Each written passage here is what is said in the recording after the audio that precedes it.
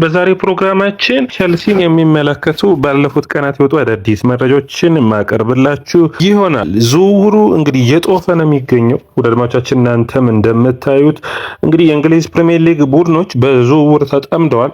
1 ቢሊዮን ፓውንድ ዝውውሩ በተከፈተ በሳምንት ውስጥ የእንግሊዝ ቡድኖች ማውጣት ችለዋል። የሌሎች እንግዲህ ሀገራት ቡድኖች እንኳን ቢደመር የኔን ያክል የሚደርስ አይመስልም። በጣም አስገራሚ የዝውውር ጉዞን ከእንግሊዝ ፕሪሚየር ሊግ ቡድኖች እያየን ነው። ፓላስትራን ማስፈረሙ ይታወቃል ቸልሲ። ታዲያ ቀጣዩ ፈራሚ ማን ይሆናል የሚለው እንግዲህ ትልቁ ጥያቄ ነው። እንግዲህ ፔፔ ቻቫለሪን የሚጠበቅ ዝውውር ነው። በግል ጉዳይ ቸልሲ ተስማምቷል። ቸልሲ አስቸጋሪ ያደረገው የዋጋው ጉዳይ ነው። እንግዲህ ሪያል ቫልካኖቹ አሁን የሚያቀርቡት የመልቀቂያ አንቀጹ 21.4 ሚሊዮን ፓውንድ ነው። ቸልሲ ይህንን ዋጋ መክፈል ይጠበቅበታል የሚል ነው። ንግግሮቹ እንደቀጠሉ ነው። ቸልሲ ሌላ ተፎካካሪ የለም። ነገር ግን ይህንን ተጫዋች በእድሜው ምክንያት በተለያዩ አይነት ምክንያቶች ይህንን ዋጋ መክፈል ሳይችሉ ለዣቪ አሎንሶ በኋላ ምን ያስባሉ የሚለው ነው። እኔ ፍራቼ የባለፈው አይነት የክረምቱ ድርድር እንዳይፈጠር ነው። የሚኞል ዝውውር ላይ በትንንሽ ገንዘቦች ነው ቸልሲ የወጣው ከዝውውሩ። ይህንንም በሚገባ አከናውኖ ማጠናቀቅ ይጠበቅባቸዋል። ነገር ግን ዋጋ እንዲቀንሱ መደራደር ተፈጥሯዊ የሆነ የዝውውር ሂደት እንደሆነ መረሳት የለበትም። አሌሃንደር ጋርናቾና ቸልሲን የሚመለከተው እንግዲህ ቸልሲ ለአሌሃንደር ጋርናቾ በውሰት እንደማይለቅ በቋሚ ሽያጭ ቡድኑን እንደሚለቅ በይፋ ተናግረዋል። ይህንን ተመልክቶ ታዲያ ማንቸስተር ዩናይትዶች ከተጫዋቹ ሽያጭ ላይ የ10% ድርሻ አላቸው። ታዲያ ቸልሲ ባለፈው ክረምት የወጣበትን 40 ሚሊዮን ፓውንድ መልሶ ማግኘት ይፈልጋል። ናፖሊ፣ ሮማ፣ አትሌቲኮ ማድሪድ የቀድሞ ቡድኑ ማለት ነው በጥብቅ የሚፈልጉት ቡድኖች ሆነዋል። ነገር ግን ሮማ ከግሪንውድ ጋር ከተስማማ ከዚህ ዝውውር የሚወጣ ይሆናል ብዬ አስባለሁ። ናፖሊና አትሌቲኮ ማድሪድ የሚቀሩ ይሆናል። ቤኑዋ ባዲያሺል ሌላኛው ተጫዋች ነው። አድማጮቻችን ቸልሲን በክረምቱ ይለቃሉ ተብሎ ከሚጠበቁት አንዱ ነው። ታዲያ ከጣሊያን ቡድኖች ይህንን ተጫዋች በሚገባ እየመለመሉት ይገኛሉ። ለሚላን ቀርቦ ነበር። ሚላን የላዚዮን ተጫዋች ምርጫቸው አድርገዋል። አሁን ጁቬንቱስ ነው የዚህ ተጫዋች ፈላጊ የሚሆነው። ቸልሲ ከዚህ ዝውውር ከ23 እስከ 29 ሚሊዮን ፓውንዶች የሚፈልግ ይሆናል። ግራኒት ዣካን በሚመለከት ምን አዲስ ነገር አለ የሚለውን ለማየት ተሞክሬ ነበር። ነገር ግን ቸልሲ በዚህ ተጫዋች 8 ሚሊዮን ፓውንድ ማቅረቡን ተከትሎ ዣካም ደስተኛ አይደለም፣ ሰንደርላንዶችም ደስተኛ አይደሉም። ሙሉ በሙሉ ይህ ዝውውር አሁን ውድቅ ሆኗል ማለት የሚቻልበት ጊዜ ይሆናል። ሜቢ እንግዲህ በዝውውሩ መጠናቀቂያ አካባቢ አዲስ ዜናዎችን ልንሰማ እንችላለን። ማክሲም ላኳን በሚመለከት ቸልሲዎች በሚገባ ስራዎቻቸውን እየሰሩ ይገኛሉ። ነገር ግን የኮልዊል የረጅም ጊዜ አጣማሪ ሆኖ ወደ ቸልሲ የሚመጣ ይሆናል። የተሻለ ድልም ይኖረዋል ተብሎ የሚጠበቅ ነው የሚሆነው። ነገር ግን አሁንም ቢሆን ቸልሲዎች መመዱ ሳርን ለፓላስ በውሰት መልቀቅና ላኳን ማምጣት ይፈልጋሉ።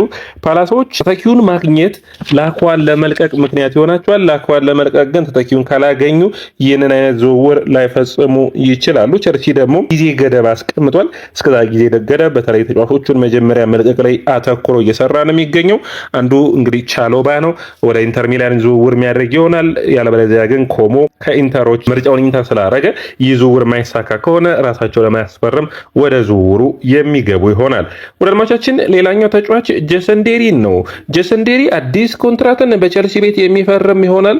ባለፉት ዓመታቶች ከቸልሲ ሙሴላን የወሰደው ባየር ሙኒክ ይህንን ተጫዋችም ለመውሰድ የረጅም ጊዜ ኮንትራት ጥያቄዎችን አቅርበው ነበር። ነገር ግን ተጫዋቹ ምርጫውን በስታንፎርድ ብሪጅ ለመቆየት ወስኗል። አዲስ ረጅም ዓመት ኮንትራትን የሚፈርም ይሆናል። ቸልሲዎች ግን ይህንን ተጫዋች በውሰት የመልቀቅ ፍላጎት ሊኖራቸው እንደሚችል የሚጠበቅ ነው።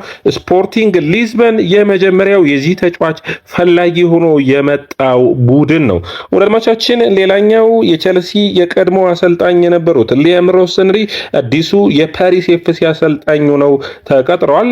ይህ እንግዲህ ለቸልሲ ደጋፊዎች በተለይ ሊያምን የተሻለ ድል እንዲገጥመው የሚፈልጉ ነው የሚሆነው።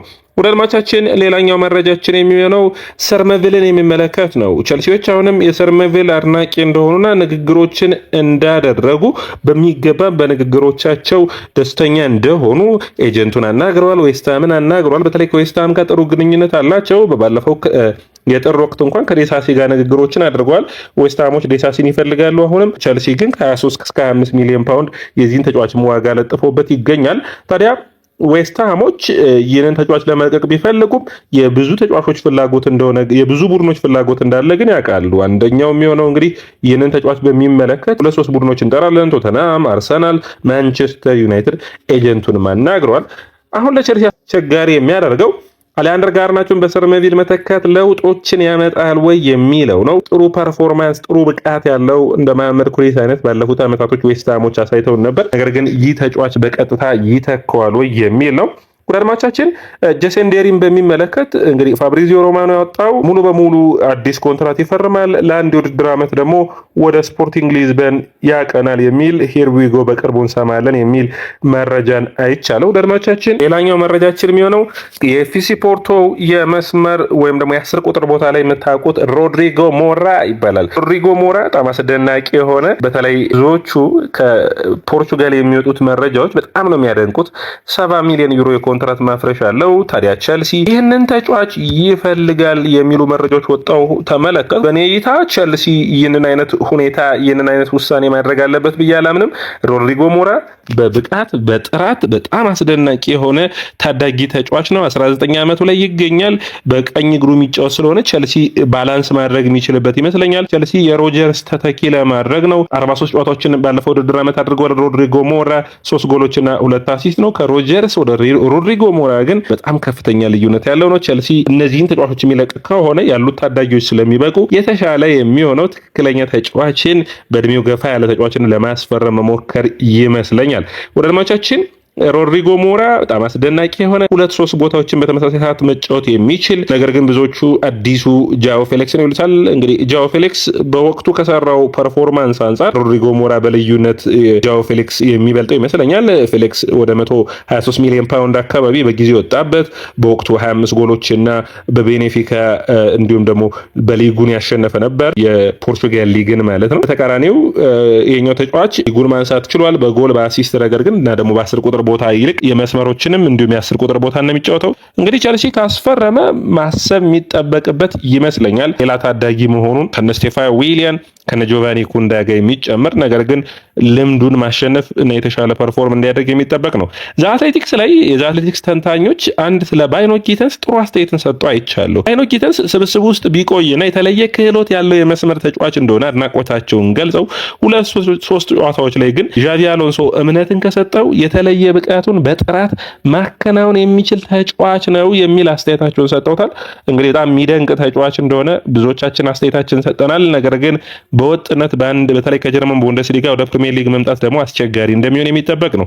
አንድሬ ሳንቶስ ከቸልሲ መልቀቁ ነገር እርግጥ እየሆነ መጥቷል። ታዲያ ማንቸስተር ዩናይትድ ይህንን ተጫዋች የሚወስደው ከሆነ ቸልሲዎች አሁንም ቢሆን ኤንዞ ፈርናንዴዝ እና የዳሪዮ ሱጎን ጉዳይ በሚገባ እያዩ ይገኛሉ። እነዚህ ተጫዋቾች መልቀቅ የሚመጣ ከሆነ በተለይ ኤንዞ ፈርናንዴዝ ማቆየት ይፈልጋሉ። ዳሪዮ ሱጎና አንድሬ ሳንቶስ የሚለቅ ከሆነ ግን ሌላ አማካኝ ተጫዋችን ለማስፈረም ይፈልጋሉ። አሌክስ ስካትና አዳም ዋርተን ተመራጭ ሁለቱ የአማካኝ መስመር ተጫዋች ሆነው በቸልሲዎች ዘንድ ይታያሉ። አሌክስ ስካትም በሚገባ መልምለውታል። በቦል ፕሮግሬሽኑ ረገድ በአንድ የውድድር ዓመት በአስደናቂ ፐርፎርማንሱን ማሳየቱን የቸልሲ ኃላፊዎች በሚገባ አይተዋል። ታዲያ የመጨረሻ ውሳኔያቸው ሊሆን የሚችል ነው። በቦል ፕሮግሬሽን ረገድ ጥሩ ነው።